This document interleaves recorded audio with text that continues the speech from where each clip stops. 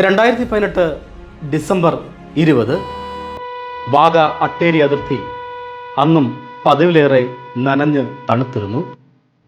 ആ ഉമ്മ ഫൗസിയ അൻസാരിയുടെ കണ്ണുനീർ വീണ് നനഞ്ഞതാവാം.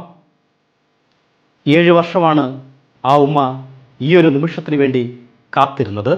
ഇരു രാജ്യങ്ങളുടെയും ആ വലിയ വാതിൽ തുറക്കുന്ന ശബ്ദം ആ ചെറുപ്പക്കാരൻ്റെ കാതുകളിൽ വന്ന് അലയടിച്ചു. അതിനോടൊപ്പം വന്ദേ മാതരമെന്ന ശബ്ദവും. അയാൾ തൻ്റെ മാതൃരാജ്യത്തിൻ്റെ മണ്ണിലേക്ക് കാലെടുത്ത് വെച്ചു. താഴെ വീണ് ആ മണ്ണിനെ ഇറുക്കപ്പുണർന്നു.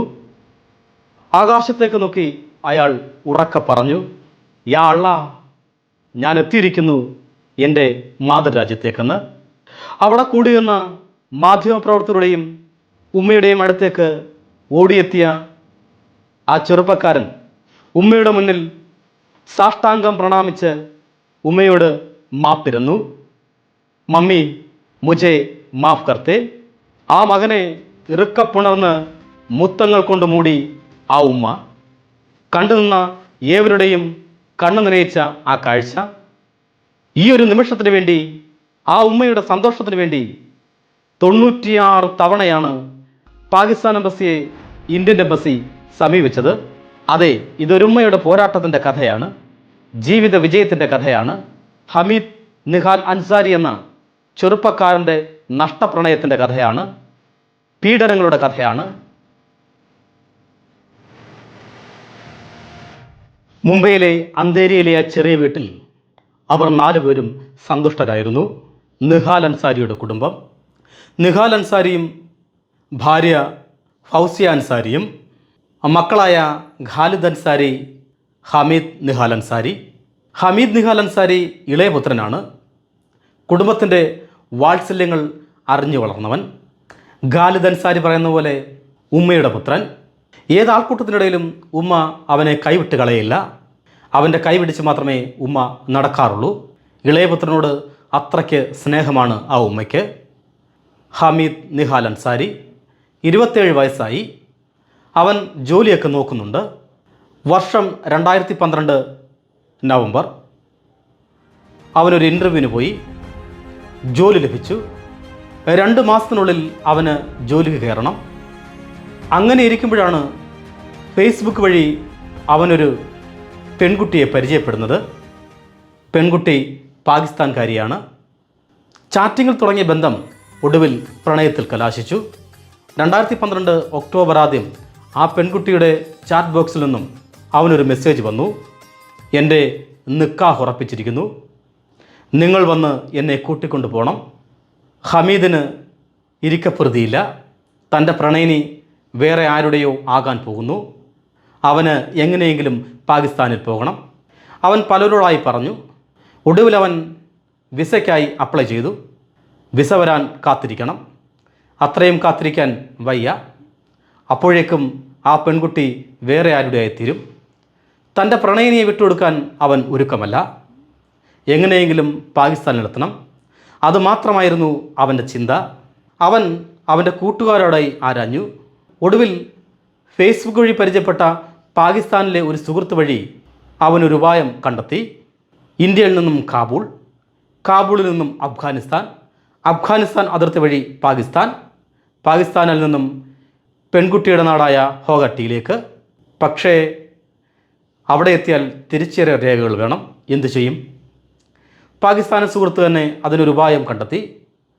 പാകിസ്ഥാനി സുഹൃത്ത് അവിടെ നിന്നും തയ്യാറാക്കിയ ഒരു തിരിച്ചറിയൽ രേഖ ഇവന് അയച്ചു കൊടുത്തു. ആ തിരിച്ചറിയൽ രേഖയുമായി ഇനി അങ്ങോട്ട് പുറപ്പെടണം.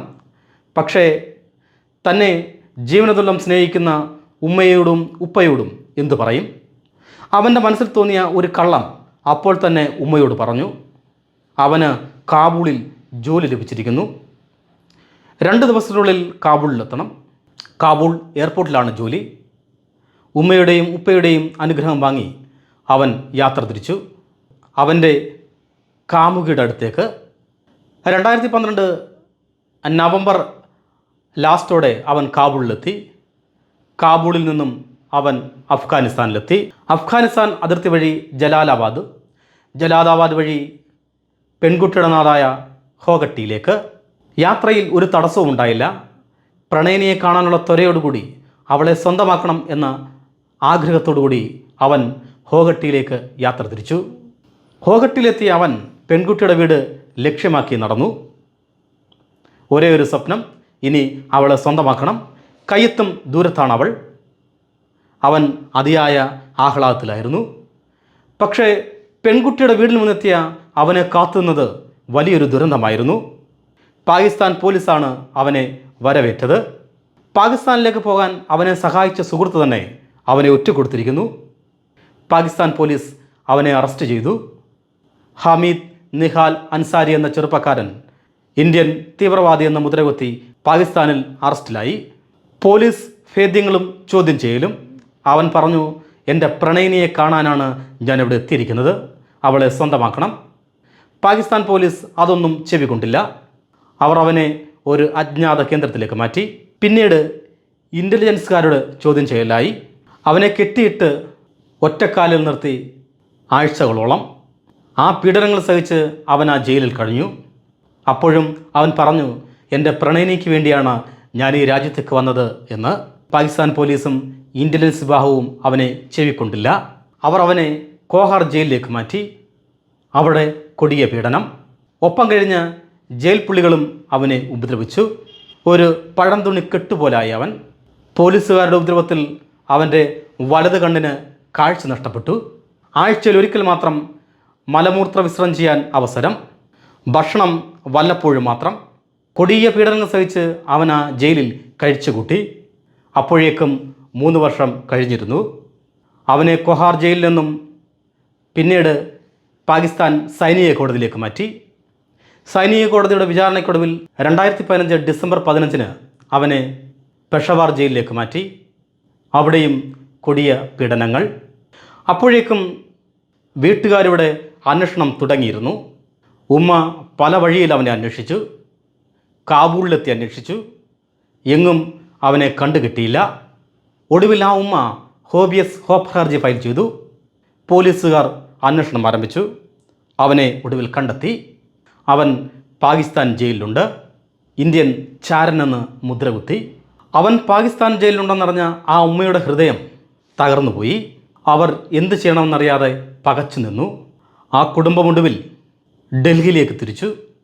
അന്നത്തെ വിദേശകാര്യമന്ത്രിയായിരുന്ന സുഷമ സ്വരാജിനെ കണ്ടു. ആ ഉമ്മ കരഞ്ഞുകൊണ്ട് തൻ്റെ മകനെ തനിക്ക് തിരിച്ചു വേണമെന്ന് പറഞ്ഞു.